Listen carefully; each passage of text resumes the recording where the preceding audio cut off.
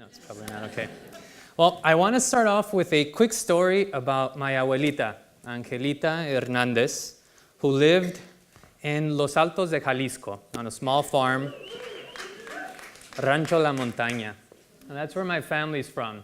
It's a bit of a sad story in that my grandmother passed away in August of 2007. My dad, who's here tonight, was there just a couple of weeks ago to honor her.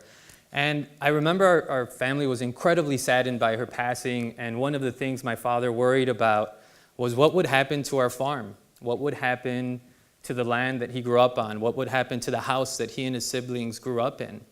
And he was sad that he couldn't go down there and help take care of everything. He couldn't go at the time. And so I spent every summer on that farm. I learned how to milk a cow. Anyone know how to milk a cow?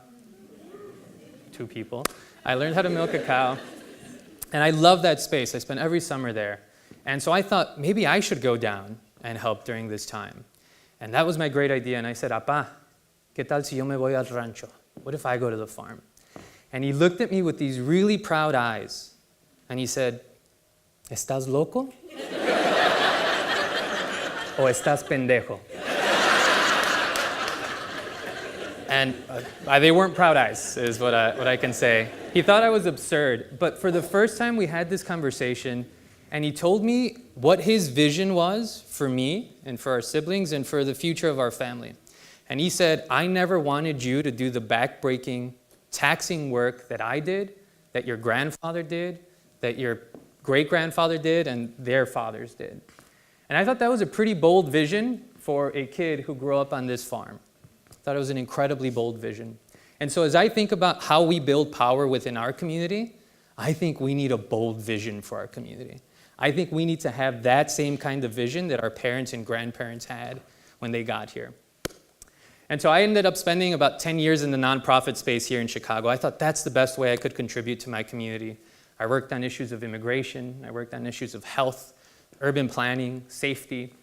I was really proud of this work, and I remember having friends that worked in the private sector and in the public sector, and I remember that to them I was a tree-hugging liberal progressive. Any of those in the room? Yes. Where are they? No, I'm kidding. And that I was proud of that work, and I wasn't ashamed of it. We were great at organizing. We built coalitions. We persuaded decision makers and elected officials that our way was the right way and the just way. But I realized that every time we were knocking on those doors and asking someone else and banging, trying to tear something down, that the person on the other side of the door never looked like me or like you. They were never from where we come from. And so that was always challenging. We were always explaining who we were and why things were important. And those same friends who worked in the private sector and in government, I thought things about them. I thought people in the private sector, you greedy sellouts. Any of those in the room? No? And I thought people in government, how do you live with yourself? Right? Elected officials especially. No, I'm kidding. And how do you go to sleep and with the work that you do? So naturally, my next job was going to City Hall to work for Mayor Rahm Emanuel. Why is that funny? I don't understand. But the mayor asked one question. He said, do you want to lead an office dedicated to making Chicago the most immigrant-friendly city in the country? And what I thought, when I was growing up, both of my parents spent many of their years as undocumented. And I thought I could say no and try to fight from the outside, or I could be the other person on the other side of that door. I could be the person that's either saying yes or no. And my perspective was very different than someone else's. So I couldn't say no. I felt it was a responsibility to not just my family, but to my entire community. And over those 5 years, I learned so much about, frankly, what to do and what not to do when you're in government. But what was most important, I learned how to be an advocate from within. And there weren't enough of us. There's nowhere near enough of us at every level of government. And I think we do need people that look like us. Not only that look like us in those places, we need people who share our values.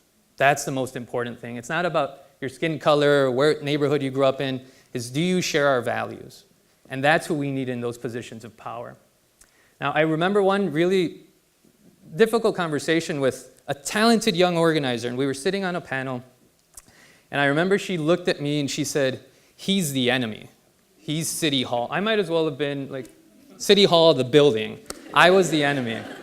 And I remember thinking how strange it was because through my eyes, she was an ally. She was a young, talented Latina organizer who I wanted to see succeed.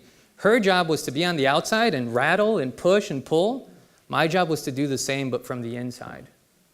And I think it's important that I recognize that. And it really did change my perspective of sort of those tree hugger liberals, but also what it meant to be an advocate within government, but also what it means to be an advocate for our community from the private sector, from philanthropy, from every other seat of power. And so now as the leader of a portfolio at a foundation focused on health and immigration, I sit at big tables of other foundations and great allies to our community, and there's very few people that look like us at those tables too. Why is it important that they look like us or share our values? They are literally deciding where tens of millions, if not more, money gets funneled. What issues are important? What organizations are supported? What issues matter? Who gets them? What leaders they support? Those decisions matter, and we can't cede them. We can't tear everything down. We also have to focus on building. And what is it that we want to build? Not just tearing down things. What are we building for ourselves? And I think we need to build a bold vision for our community. One where we celebrate our advocates and our tree huggers. Trees are great. But one where we also celebrate folks from our community that end up in boardrooms of Fortune 500 companies. That's not a bad thing if they represent our values.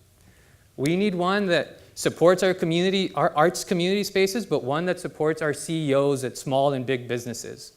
There is no sector that we shouldn't be represented in, but we also must know that no one's just going to hand it to us, that we need to build that for ourselves, and we can't just tear something down, because then what is there? And so I ask you tonight, what is your vision for your future, for your family's future? Think about how that vision serves our community. And what I hope is that you help our community build the power of choice to realize its potential in any way that it sees fit, because that is real power. Thank you.